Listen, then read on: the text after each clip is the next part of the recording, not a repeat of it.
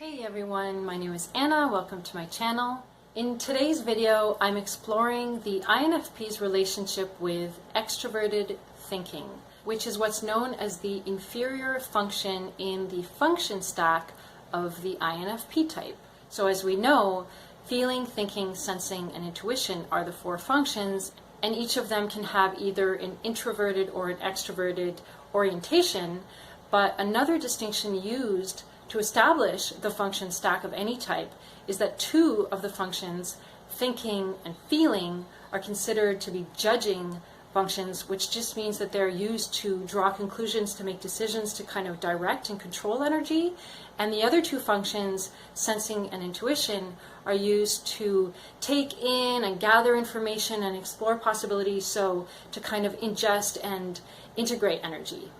Within the function stack of any type, you will find the four functions, two of which will be introverted and two will be extroverted, and two will be judging functions and two will be perceiving functions. So within each type, there's an interplay of opposition and balance. The dominant function will be opposite the inferior function, and the auxiliary function will be opposite the tertiary function. So each type contains a kind of pattern of complementing functions that are supposedly used in a kind of hierarchy of natural preference.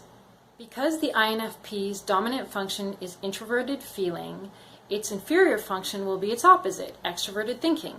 Introverted feeling represents an internal, subjective, and kind of formless perspective, and extroverted thinking represents an objective, external, and defined perspective. So if I use the lake imagery that I used in the last video, in which I saw the feeling function as the body of water and the thinking function as the shorelines, most of our attention and awareness and natural habitat as INFPs is somewhere in the water, below the surface, probably swimming around somewhere deep within the depths of the lake. And extroverted thinking would be the shorelines outside and around the lake, giving form and definition and shape to the body of water and bridging into the external world around the lake.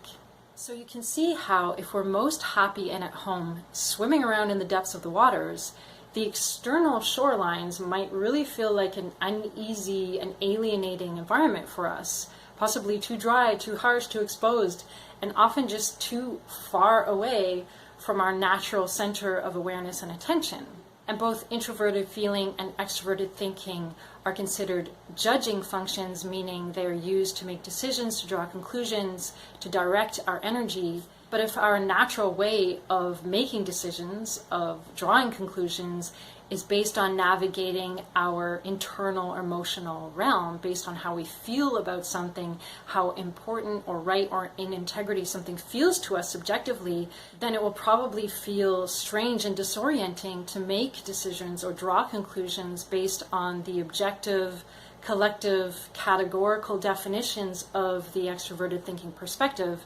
otherwise known as facts or logic. So it's obvious why extroverted thinking can be so challenging and in opposition to our dominant style of interacting with life. But it's also obvious how it can help balance out our perspective and bring equilibrium to our nature and to our expression. The obvious pitfalls of having a disconnected or underdeveloped relationship with our inferior function is that we can become lost in the water, so to speak, lost in subjectivity, lost in a world that lacks definition and organization, unable to bring form to our expression, unable to materialize or externalize what we're experiencing in our internal world.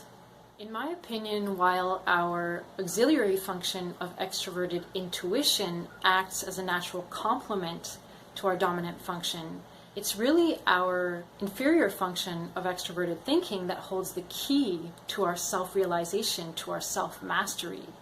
And a few of the things that I think can put us on the path to developing competence and maturity with extroverted thinking are: 1, recognizing its value; 2, balancing effort and ease; and 3, finding our true motivation.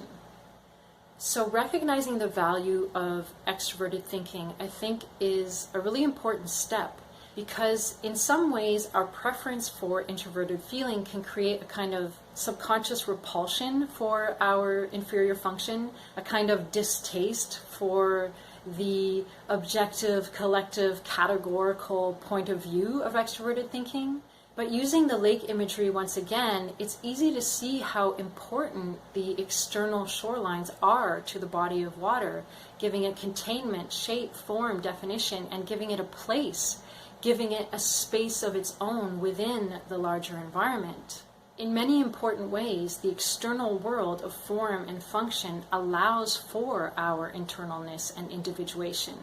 As a quick and easy example, mastering the external collective techniques of an art form can allow for the subjective expression of our emotion and personality and unique vision.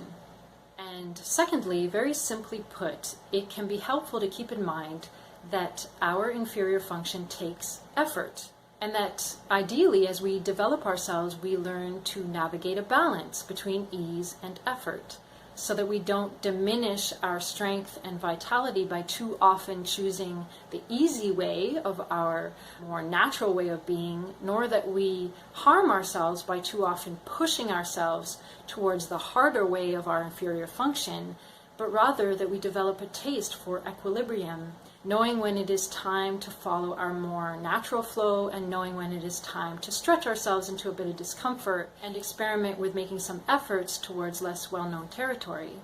And finally, I think one of the most powerful relationships with extroverted thinking we can have as people whose main attention and awareness is going in the exact opposite direction is something that I talked about in a previous video in which I mentioned putting TE in service to FI.